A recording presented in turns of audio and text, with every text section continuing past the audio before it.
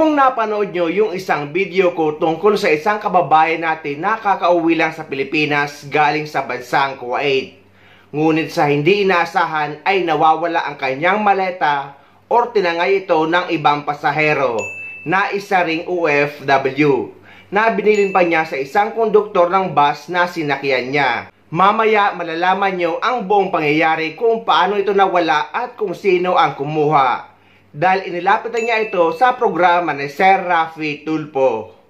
Kapag nasa Pilipinas ka, mapa-airport man, mapa-bus terminal, or kahit saang transportasyon or pasyala na dinadagsa ng mga tao, ay kailangang mag-ingat. Hindi kagaya dito sa ibang bansa na kapag nakaiwan ka ng isang bagay, kung paano mo siya naiwan ay ganun mo din siya babalikan. Dahil isang kababayan natin ang kakauwi lang galing sa bansang Kuwait, ang nananawagan na kung sino man ang nakakakilala dito sa tumangay ng kanyang maleta na makikita sa CCTV video ay ipagbigay alam sa kanya. Ang masakit pa nito ay nangyari ang pagtangay ng maleta sa isang OFW sa bus terminal kung saan ako mismo bumababa kapag umuwi ako sa Bicol, sa Naga City Bus Terminal. At kabisado ko ang terminal na ito. Sa taas niyan ay mayroong OWA office. Base sa uploader or nag-post ng video na si Jenny Lee, ay nakasabay niya ang babae na tumangay ng kanyang maleta mula sa PTEX sa Manila.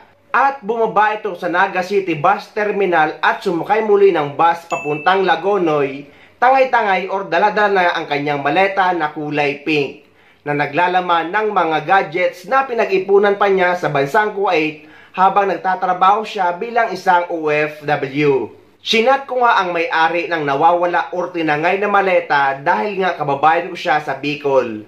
At mabuti ay nag-reply naman siya. Ang sabi niya ay nung June 18 pa daw ito nangyari dahil kakauwi lang niya nung June 16 sa Pilipinas galing sa bansang Kuwait. At hanggang ngayon ay July na ay wala pa ring update sa kanyang maleta or doon sa tao na kumuha ng kanyang maleta. Chinat din niya ang bus company na sinakyan niya dahil iniimbestigahan nila ito. Ngunit wala ring update. Hindi rin daw siya makatulog na maayos hanggang ngayon dahil nga pinag-ipunan niya yung mga gadgets na laman ng maleta na pinagpaguran niya bilang isang OFW sa bansang Kuwait.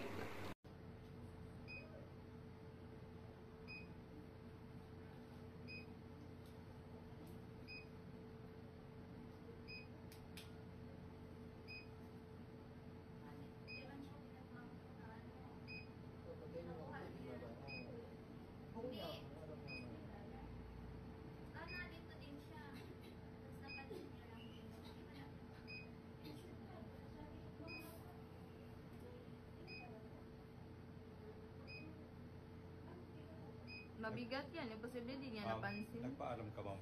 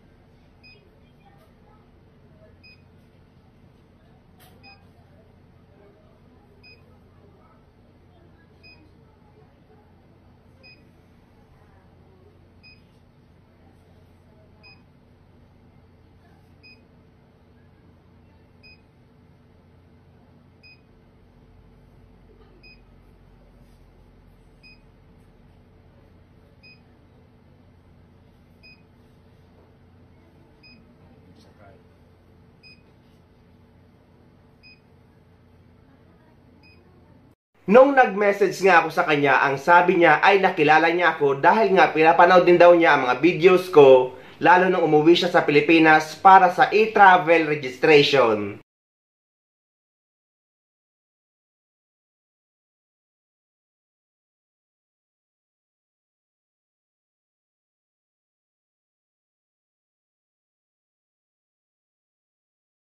Doon naman sa kumuha ng maleta ni Jenny, nagmamakaawa sa iyo at nananawagan ang may-ari na ibalik mo ang kanyang maleta dahil matagal niyang pinag-ipunan para mabili ang mga gadgets na laman ng maleta na ninakaw mo. At baka nga isa ka ring OFW dahil pareho lang naman kayong terminal na pinanggalingan sa Manila at may mga dala-dala ka ring maleta at bagahe pauwi sa Bicol. Nagmamakaawa sa iyo ang may-ari na ibalik mo ang kanyang maleta. Eto guys, ang buong pangyayari kung paano nawala ang maleta niya na binili niya sa konduktor ng bus. At pinaghahanap na rin ang babae na tumangay ng kanyang maleta na isa ring OFW dahil may mga daladala rin itong maleta puwera sa maleta na ninakaw niya sa kababayan natin. At pareho sila ng terminal na pinanggalingan sa Manila.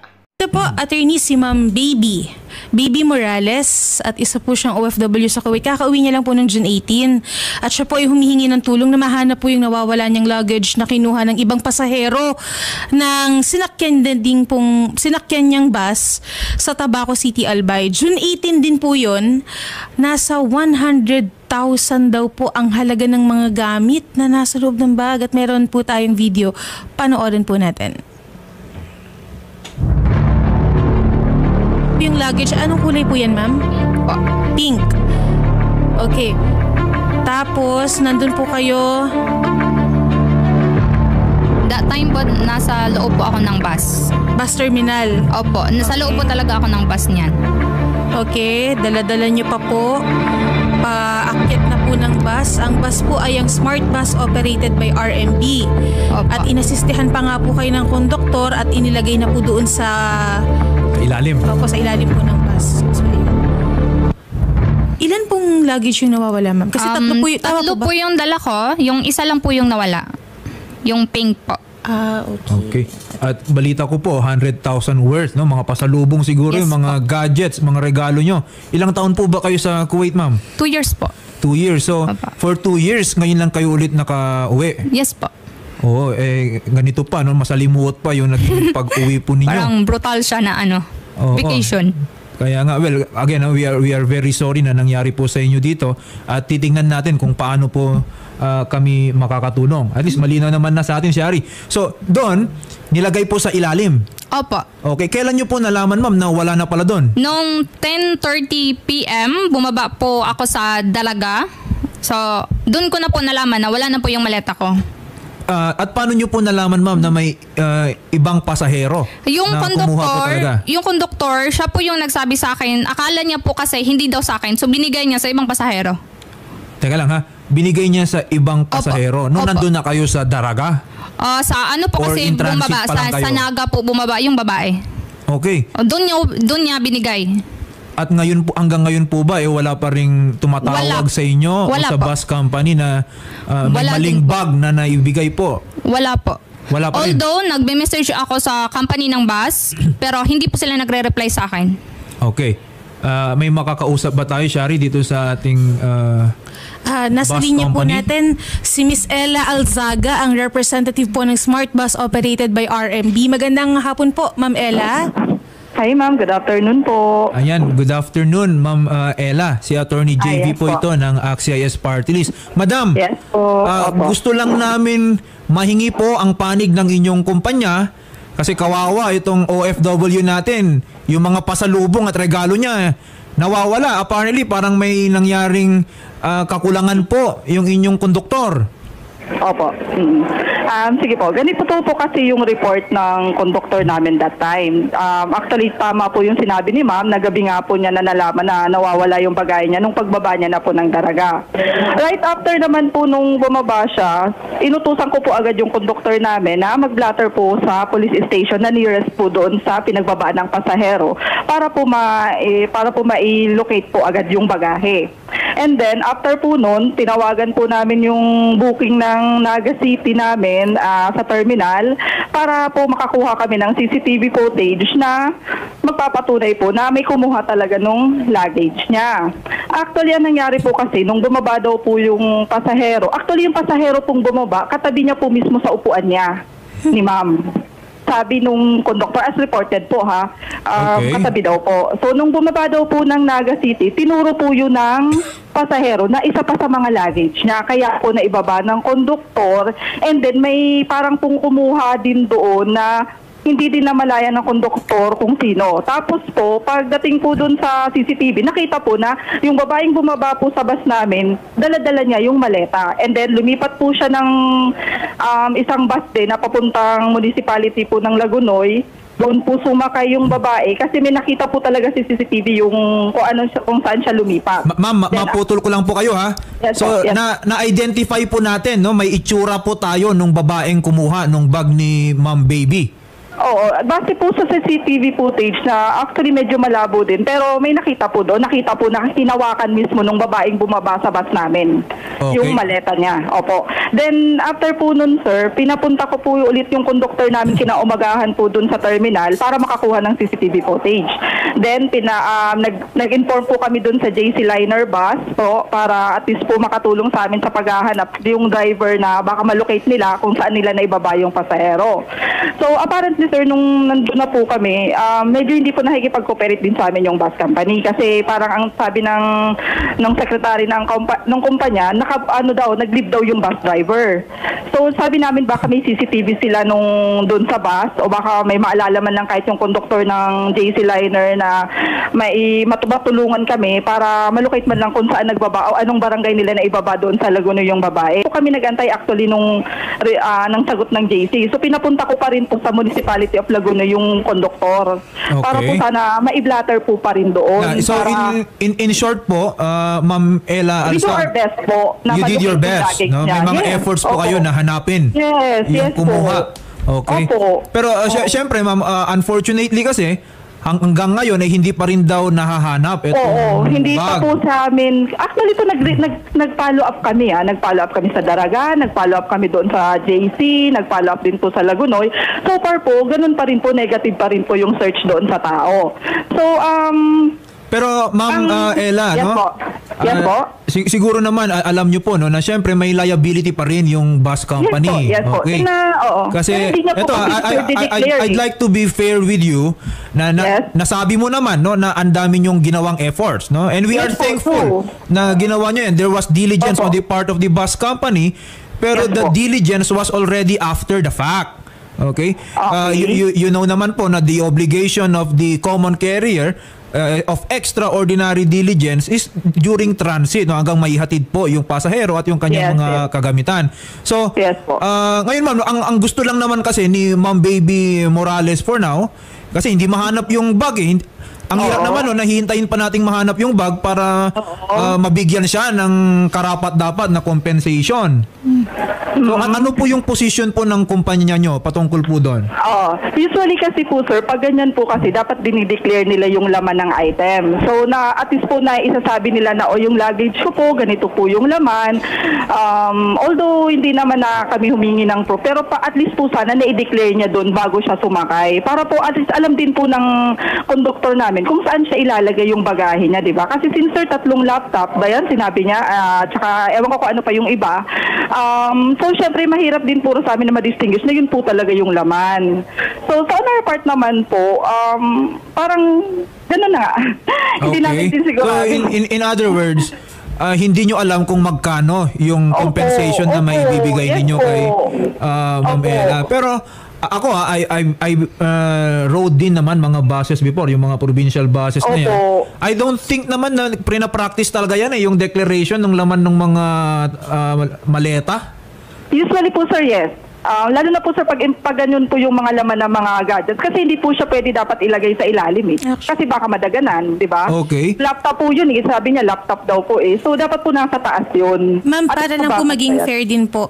Bakit nga po kasi hindi niyo po, kumbaga, hand carry po yung mga laptop. Nagreklamo po ako doon. Bago ako bumili ng ticket, sinabihan ko po yung ticketing area na, sir, babayaran ko po yung mga luggage ko, which is yung 3 luggage ko. Kasi nga, gusto ko safe sila. Especially yung pink. Sabi niya, okay lang kasi malaki daw yung compartment ng bus. So, sabi ko na lang, sige, yung pink na lang yung babayaran ko para iakyat ko sa taas. Yun talaga yung sabi ko. Sabi naman yung taga-ticketing area, wag na lang ma'am, sayang naman yung pera. Tapos sabi niya, kausapin mo na lang yung conductor, sabihin mo na lang na iakyat mo yung luggage. So, ayun na nga, pagdating ko na doon sa bus, sabi ko, kuya, ako talaga, hinawakan ko talaga yung luggage kasi gusto ko talaga iakyat. Sabi ko, kuya, iaakyat ko tong luggage. Tapos yung isang naman na nag-assist sa akin, sinabihan din si kuya na iakyat yun. Okay. Kasi sabi ko sa kanya, iakyat ko po kasi may mga importanteng mga bagay. Yun po talaga yung sabi ko.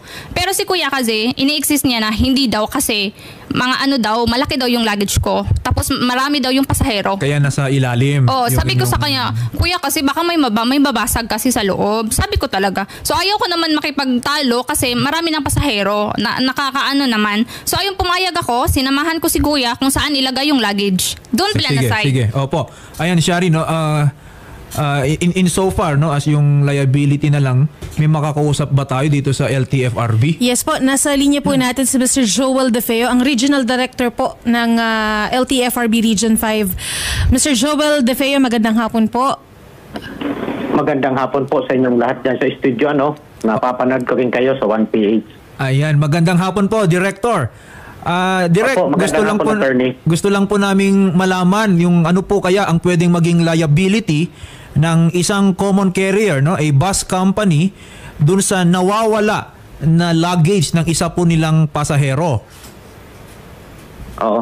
Attorney, subaybayan ko po kanina yung sinasabi ninyo na yung liability ng ating bus company on the contract of carriage natin, Yes, na po. sabi nga po sa batas, common carrier are required na yung vigilance, extraordinary diligence in the transport of goods and passengers, yung safety ng passengers. So, once na may nawala sa isang bagahe ng pasahero, ang presumption natin yan, merong negligence. Opo. So, as to the cost, so kung titingnan natin, yung liability nandyan, kailangan talaga patunayan nila, sabi nga, yung extraordinary diligence was observed. No? But as to the value, yung cost naman ng nawawalang items sa isang bagahe, kailangan din yung patunayan ng isang pasahero kung magkano talaga yung amount. Kasi sabi nga natin po, attorney, di ba, wala naman dapat magkaroon ng unjust enrichment on the part ng isang nawawalan din. So this is, mag-settle na lang po sila, ang advice ko, and if necessary, kasi nasa area naman tayo ng Bicol at ang RMB ay nasa Bicol, I am ready to assist the office kung ano man ang pagkakasunduan nila. Ayan, we appreciate the offer ng assistance po ng ating regional director si Sir De Feo, pero I agree with what he said, ha. To summarize lang, ma'am, no, para malaman nyo lang din po yung inyong karapatan. Opo. Yung ating po kasing mga bus companies na yan, may obligasyon po sila, no? Mabigat na obligasyon sa batas na kailangan nilang i-exert yung tinatawag na extraordinary diligence. Kaya kung may nangyaring disgrasya o kaya dito may nawalang gamit, yung presumption ng batas meron sila naging pagkukulang. Opo. Sila ang magpapatunay na ginawa nila ang lahat ng kanilang obligasyon, okay? Naging maingat sila, naging maasikaso sila. Pero kung hindi nila mapapatunayan yan, may liability sila sa batas. Ang tanong ngayon, magkano yung kailangan po nilang ibayad sa inyo? Narinig nyo naman po si Sir De Feo, ang sabi niya, yun ay papatunayan po ninyo. Okay? So, I hope, no, meron naman kayong mga resibo dyan or whatever na yung pag-prepare po ninyo. Pero actually, maganda po yung nabanggit kanina ni Regional Director De Feo na it would be best sana, no, if kaya nyong pag-usapan yan. Eto, nandito pa naman si Ma'am Ella Alzaga. Ma'am Ella? Po? Oo. Yes, sir. Ayan, I think I agree with the recommendation po, no, ni Regional Director na sana mapag-agreean nyo na lang muna. Okay? Yung liability dito kasi at the end of the day, on its face, hindi ko naman I appreciate your efforts, pero may nangyaring pagkukulang po ang ating kumpanya. Okay? Opo, sir. So, Opo. sana mabigyan na lang natin si Ma'am Baby Morales ng yung hindi naman palugi na amount Okay, na may balik man lang sa kanya yung kung hindi man buo, sana at least yung malapit man lang dun sa value na nawala po sa kanya. Nung una kasi sir, nagtanong na din po ako sa kanya kung may mabibigay ba siyang para po sana na ano na namin yung value. Okay. But sabi niya kasi wala daw po talaga. Ma'am, may offer po ba ngayon ang bus company? Regarding po sa yung dun po sa babayaran sa kanya, siguro po pag-uusapan po ulit namin. Pero yes po, hindi naman kami tumatanggi na na hindi maibalik sa kanya at least yung yung amount. Sorry. Pero hindi po siguro sir mabubuo, di ba? Okay, sige. Ito may gustong sabihin lang po si Miss Baby. Sige po. Hindi po. Alam niyo yung feeling na po. Sana maintindihan niyo po ako. 2 years po ako nagtrabaho dun para mabili yung mga bagay na para sa mga anak ko. Hindi ko alam kung maniniwala kayo pero pwede niyo pong i-open yung yung i-travel ko. Naka-declare lahat ng mga item ko dun sa loob. Tapos minessage ko kayo, sinabi ko sa inyo na humingi ako ng kunting tulong kasi sa Mindanao po talaga ako. Mag-isang buwan na nakatambay ako sa Sorsogon kasi inaantay ko yung result nila. Or tulong man lang nila. Gusto ko nang makasama yung mga anak ko. Alam niyo yung inuwi ko dito is makasama lang yung mga anak ko. Tapos ganito yung nangyari. Siguro kung nagsisinungaling ako, bakit kailangan ko pang mag-waste ng time, di ba? Kailangan ko yung mga anak ko makasama ko. Nag-beg po ako sa inyo. Ano po yung reply niyo? Wala po kayong reply sa akin. Sabi ko sa inyo, kahit bigyan niyo lang ako ng konting halaga, tulong man lang. Hindi ako ng amount. Konting tulong lang yung hinihiling ko kasi gusto ko na talaga umuwi.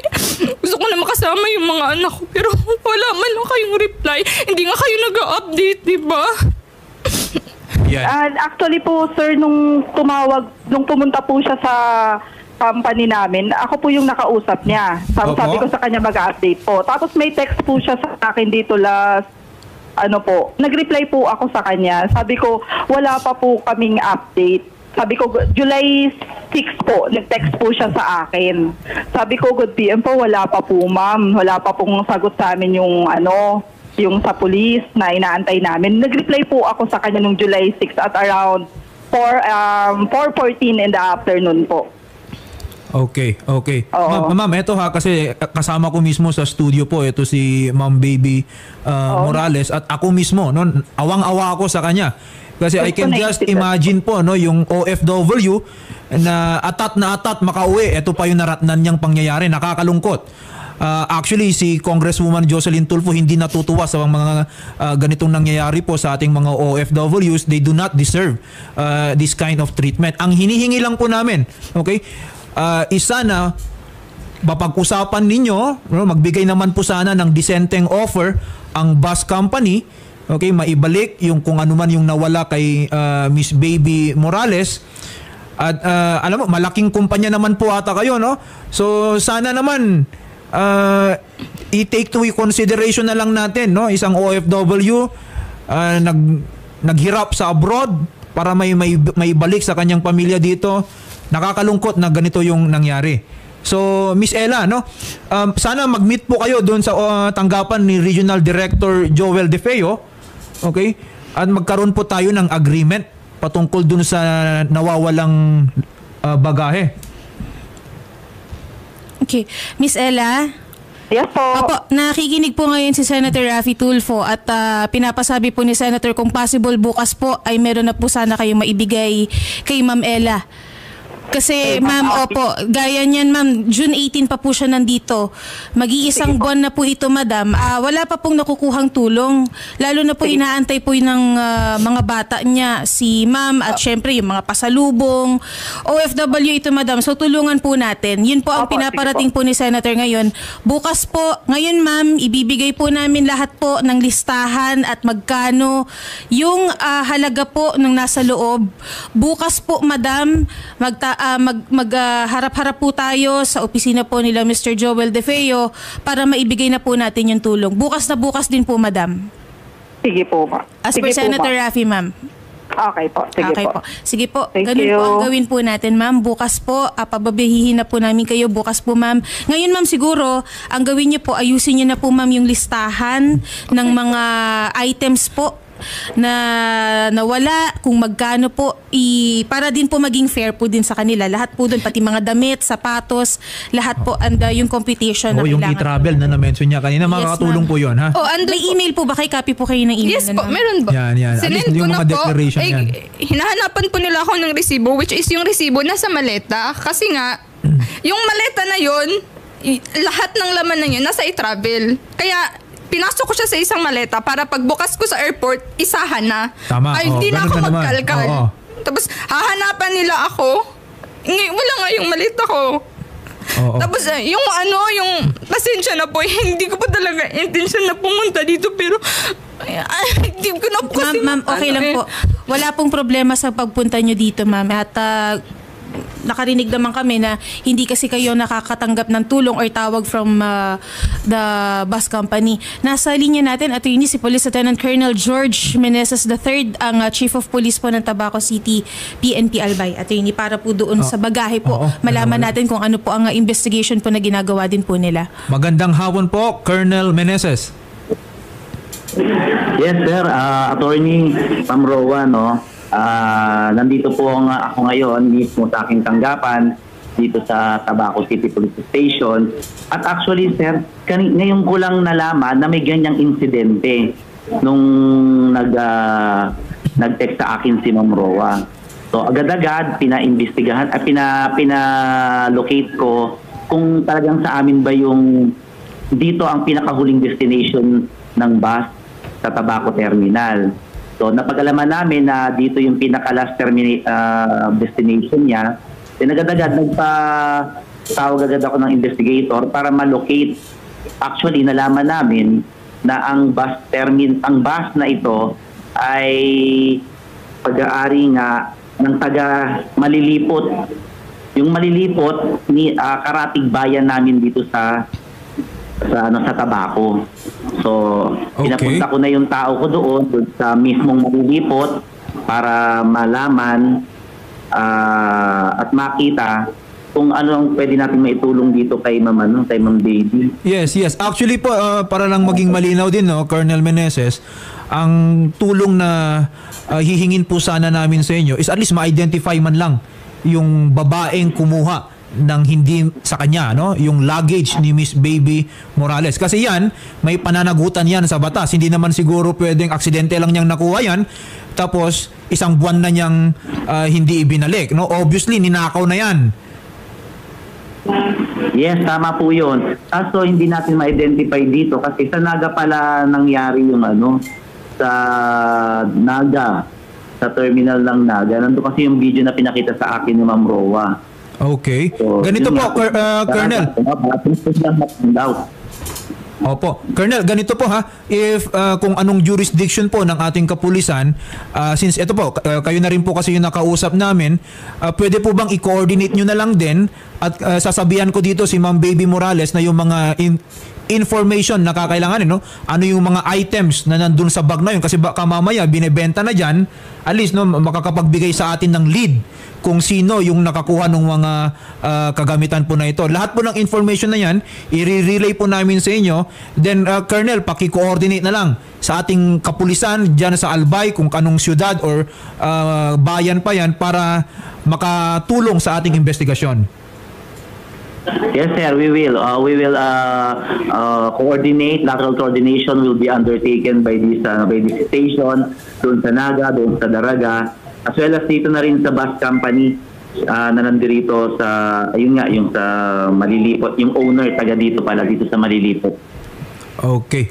Sige po. Maraming salamat, Lieutenant Colonel George Meneses III, ang Chief of Police ng Tabaco City PNP Albay. Yes po. Sir, Colonel, pa-backtrack na lang po lahat po ng CCTV. Pa-imbestigahan na lang din po yung mga konduktor po nung time po na yon at puntahan po natin of course yung smart bus. Kung may mga log po sila, yung mga pangalan po nung mga pasahero nung time na yon, baka may mga iba pang impormasyon.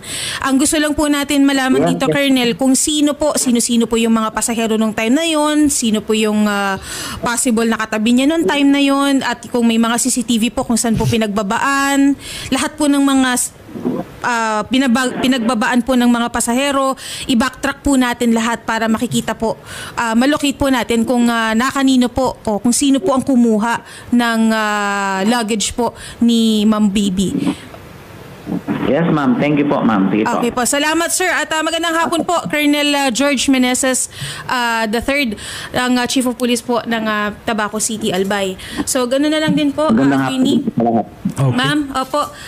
Ngayon na po, dun po sa kabilang studio, i-chat down nyo na po lahat, ma'am. Lahat po ng kailangan nating ipasa sa RMB. And i-make sure po namin, ma'am, na may makukuha po kayo tomorrow dahil yun po ang pinapasuyo po ni Senator Raffy. Pinapaubliga po ni Senator Raffy ang RMB na ibigay na po kung ano man po yung mga dapat na ibigay, at yung mga pananagutan po is manggagaling na po yan kay Mr. Joel De Feo, ang Regional Director po ng LTFRB Region 5, ma'am. Okay po. Thank you so much po. Okay. Thank you po. Salamat. Taga saan po ulit kayo, ma'am? Taga Mindanao po. Mindanao. Nag-ano lang po talaga doon sa ano? Nasa Sorsogon kasi yung mama ko. Okay po. Sige po. Pero ma'am ito lang ma'am, sa amin lang ma'am, no, payo lang po. Tripling ingat lang din po. Okay. Kasi alam niyo po dito sa Pinas, hindi naman po sa ano ma'am, pero talamak na din po yung ganyan ma'am. Lalo na po, laptop ang laman po at yung mga mahalagang documents. Kung maaari, i-hand carry na lang po natin para po ano. At gusto ko lang din matanong, no, kasi kanina sabi daw nung conductor, yung katabi nyo rin yung kumuha. Hindi po. Tanong ko lang ha, may napagbanggitan ka ba doon sa bus yung Wala naman ng po. inyong mga maleta? Kasi out of 3 na maleta niya, yun talagang may pinakamalaking value yung nakuha niya eh. Oo. Wala po talaga. Actually, wala po akong nakausap. Yung conductor lang, siya lang po yung pinagsabihan ko na may mga importanteng bagay sa loob, may mababasag. Yun lang po talaga yung sinabi ko. Okay. Hindi ako nakipag-usap sa katabi ko. Pati yung babae na nagdala ng maleta ko, hindi ko din po siya katabi. Okay. Sige ha. Mga yan, no, pag may or i-interview ka po ng ating mga kapulisan dyan para sa kanilang investigation, yan, banggitin mo na lang yan. I-monitor Okay po namin yan ma'am, ha? Okay po. Puwera kay kabayan, may isa rin tayong kababayang OFW na galing din sa bansang Kuwait ang kamakailan na nananawagan din na ibalik ang maleta na ninakaw sa kanya. Ito naman ay sinasabing passenger error ng mga staff ng airlines. Dahil yung nasabing maleta na nawawala ay nakuha o natangay ng OFW na nakasabayan niya sa aeroplano pauwi sa Pilipinas. Nalampas ilang linggo na ay hindi pa rin na ibabalik. Mas maigi siguro na lumapit na rin siya sa programa ni Sir Raffy Tulfo para maaksyonan at maimbestigahan. So hello guys, nandito pa ako sa Terminal 3. Kanina pa yung arrival ko ng mga umaga ba? Oo. Tapos itong si may malita na naiwan, imbis kayong pag-uwi ko surprise ko sa pamilya ko, sa anak ko na hindi ko pinaalam na uuwi ako ngayon.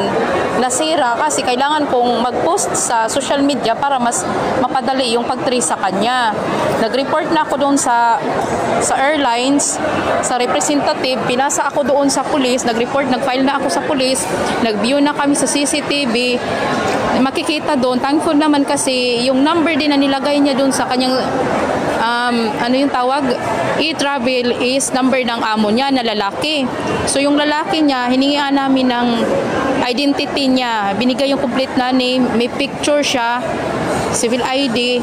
Ngayon, babalik uli ako doon sa CCTV kasi hindi man namin makita yung bagahe ko kay nakabubble wrap man, so hindi namin ma-identify kung sino yung kumuha. Itong picture niya, kung makakatulong man to yung picture, kakilala nyo po siya, bago ko pa ma-post yung mukha niya dito, kung nagkamali man siya, baka kilala nyo, pakitag naman po. pakitag siya, taga Cotabato daw. Hindi rin pinatrace na namin. May flight siya sa airlines na Cebu Pacific, pa Cotabato. Ngayon, wala din. May mga kader pero walang Silayma. Ano yun pangalan? Silayma? Wala. So yung nakakausap po sa conversation niya, yung amo niya na lalaki. So thankful naman ako, nagre-reply. Tsaka yung dito sa NAIA, inaano naman talaga nila. Kaso bawal ako magkuha ng video or photos doon sa CCTV mismo kasi need ko pa ng request kung mapatunayan na siya nga ang kumuha. So nasira yung surprise ko na hindi sana ako magpaano na umuwi na ako ng Pilipinas. Baka may nakakilala sa inyo. Nandito pa ako sa terminal nag-aantay. Baka kilala nyo, may Facebook kayo, kung sino man yung nakakapanood ng video ko. Nananawagan ako kung pwede pakitag. Wala naman sanang ano yung mga gamit ko, wala namang gold o mga mamahalin, pero napaka-hassle naman kasi uuwi pa ako ng Mindanao. Ang sabi ng taga-airlines, antayin ko daw na bumalik or ibalik niya yung gamit ko within 21 days. So sa 21 days nasa Mindanao ako, ang problema kung siya din mismo ang hindi na magbalik. Yun ang problema. Magkaiba kami ng bag. Yung bag po niya is tawag doon, tela. Yung sa akin naman is parang plastic ba, unbreakable. Tapos yung pagkarap sa kanya talagang tudurap. Yung sa akin naman hindi. So baka po may nakakilala po sa kanya. Pwede po pakishare nung yung video ko, imbis na ayokong umuwi na ako ng Pilipinas. Mapipilitan ako. Kasi hindi man din pwede ako mag-post ng mukha niya hanggat hindi dapat tunayan na siya yun. Pero may picture na, ang sabi ng amo niya, identify daw, nakahijab siya kanina ng brown. So, kung sa mag-flight naman kayo, huwag kayong masyadong excited kasi nakapang-hassle kayo ng ibang tao eh. Kahapon pa ako nagbiyahe, simula ng alas 5, umalis ng bahay ng amo ko. Nagbiyahe, mga alas 12, nag-stop over sa Bahari ng 8 oras. Tapos ito lang yung mangyayari sa akin. Ang hirap pa dito, wala kang SIM, kailangan mo mag-stay sa loob ng airport mismo.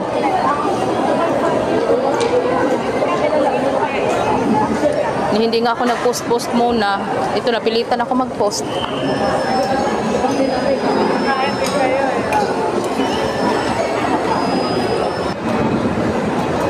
Yun ang yun yung pinakamadali. Para kumbaga palalabasin na natin is para double misclaim yung bagay. At least yan, may pinangahawakan ka rin bagay sa kanya. Kung hindi naman isoli sa'yo, nasa iyo yung kanya. Ay, hindi pwede yun. Ano yan?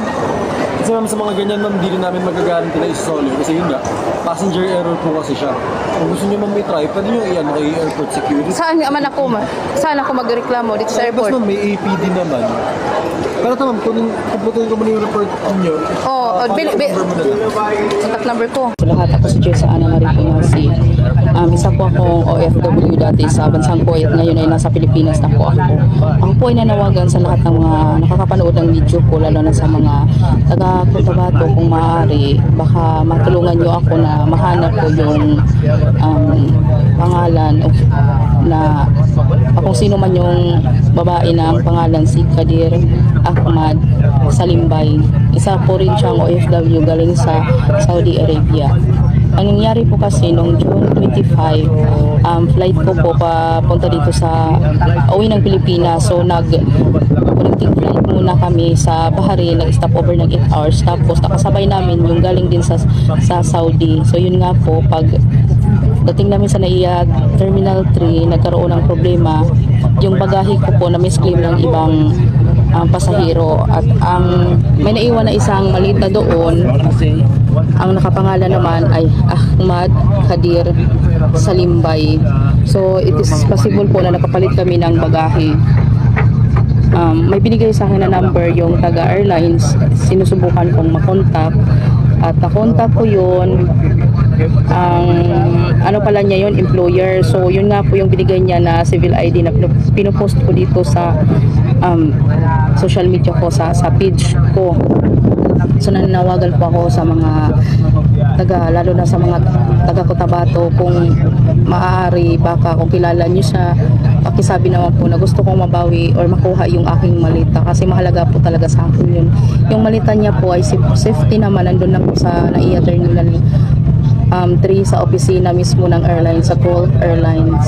At sa iyo naman kabayan, kung nakikita mo naman itong video ko na nakapost, sana mag-effort ka rin na maibalik mo sa akin yung malita ko. Kasi ilang araw na talaga hindi ako makatulog sa kakaisip. Mula nung pag-arrival natin ng 11:30 hanggang alas 8, nag-antay ako sa doon kasi I am expecting na ibalik mo yung malita ko. Kasi kung sasabihin din natin na baka nagkamali ka kasi halos pareho tayo ng malita, magkaiba itong malita, i-hard case yung sa akin, yung sa iyo naman is tila, at yung akin may tali, yung sa iyo wala. Sana naman magkaroon ka ng kunting konsensya at ibalik mo sa akin yan. Nung June 27 nga pala, bumalik na naman ako doon sa NAIA Terminal 3. Baka sakaling bumalik ka doon, kinabukasan pumunta na ako sa opisina, nag-report ako doon sa police noong 26 nung pagdating natin. Nag-request ako ng reviewing footage sa CCTV, kaso hindi rin natapos. Umaasa na lang talaga ako dito sa social media na matuntun kita, mahanap kita. Noong 27 bumalik ako doon sa NAIA.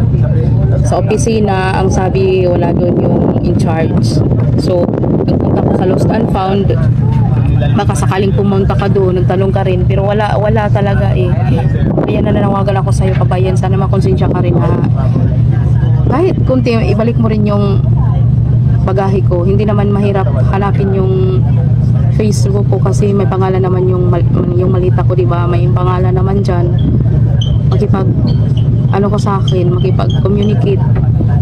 Sana ibalik mo sa akin yung gamit ko. Pareho tayong OFW, yung pinaghirapan ko rin.